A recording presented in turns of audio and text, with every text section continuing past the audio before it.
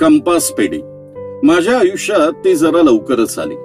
Compass ही बऱ्याच अंशी बायकोसारखी असते. जोवर ती नवीन असते ना तेव्हा सदा सर्वदा बरोबर मिरवावी लागते आणि तिचा म्हणजे कंपासीचा रंग उडू लागला तरी बायको सारखी ती सदैव उपयोगी पडते. या कंपासीत माझा अख्खा संसार असायचा. शाईचा पेन, बॉल पेन, पेन्सिली, टोक यंत्र, खोड रबर, पेनाची शाई पुसायला छोटा कापडाचा तुकडा, ड्रॉपर, धारदार ब्लेड्सचा शस्त्र साठा, पटकन पुसट होणारी 15 सेंटीमीटर वाली पट्टी, कोन मापक, कर्कटक, राऊंडर, याशिवाय 2 गुणीबाळं असायची.